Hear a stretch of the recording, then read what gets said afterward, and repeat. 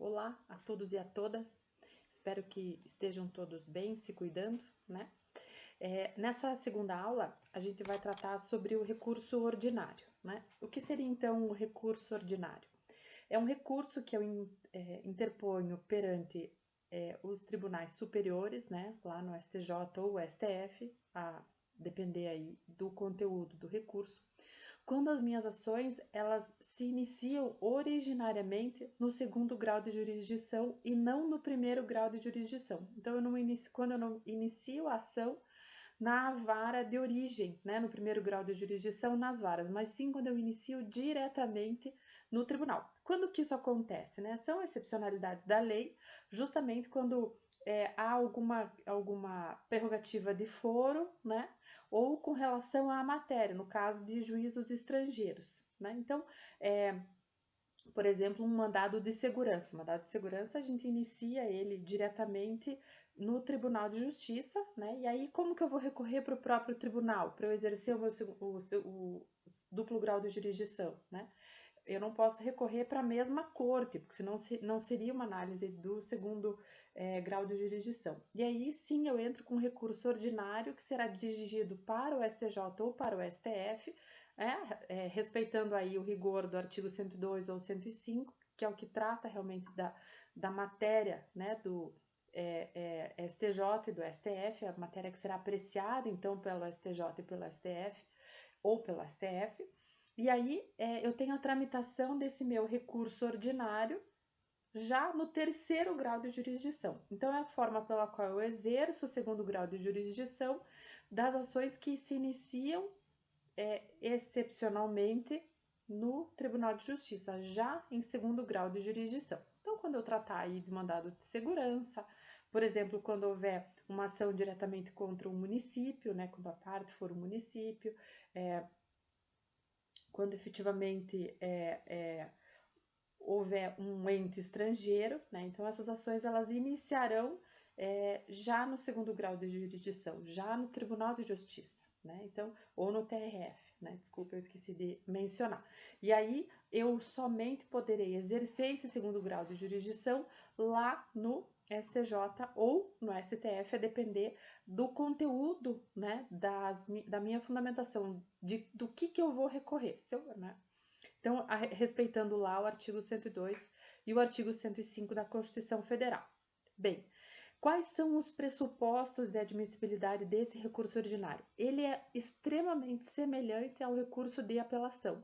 Então, praticamente, os pressupostos de admissibilidade são os mesmos, que seriam lá os requisitos da apelação, né, a legitimidade, o interesse recursal, o interesse de recorrer, a regularidade formal, ou seja, se eu estou obedecendo efetivamente a forma da apelação, né, que daí seria também a forma do recurso ordinário, a tempestividade, né, se ele foi interposto em até 15 dias úteis a contar da publicação da decisão de origem, né, do tribunal.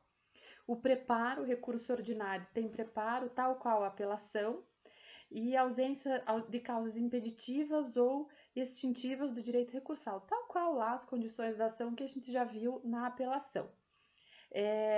Os requisitos, então, eles estão dispostos no regimento interno do STJ e do STF, né? Diferentemente da apelação, que está tudo lá no Código de Processo Civil, o recurso ordinário, como ele é interposto no STJ e no STF, tem que seguir o regimento interno, então, desses tribunais. Bem, a legitimidade para interpor o recurso ordinário do mandado de segurança é do impetrante, né? As demais é de quem aí for sucumbente, digamos, nas causas internacionais. O procedimento, então, como eu falei, é o prazo de 15 dias. Essa petição, então, é tal qual a petição da apelação, a forma das razões, né, pela qual eu estou me insurgindo contra a decisão, a primeira decisão, né, do mandado de segurança ou do mandado de injunção, seja lá qual tenha sido essa ação que se iniciou no Tribunal de Justiça. Eu tenho que mencionar a autoridade para quem ela é dirigida. A distribuição ela será feita para o Tribunal Superior e eu necessariamente terei que pedir aí a manifestação do Ministério Público. e os efeitos são os mesmos efeitos da apelação. O efeito devolutivo, que é inerente a qualquer recurso, suspensivo, e eu posso pedir ainda a profundidade do efeito devolutivo. O recurso ordinário é bastante simples, né? Qual é a distinção desse recurso ordinário? Justamente pelo fato dele ter essa excepcionalidade que ele será distribuído diretamente para os tribunais superiores, porque a ação em si já se iniciou no segundo grau de jurisdição. Então, de uma forma bastante tranquila, o recurso ordinário é isso, não tem grandes novidades, o Código de Processo Civil praticamente não inovou, né?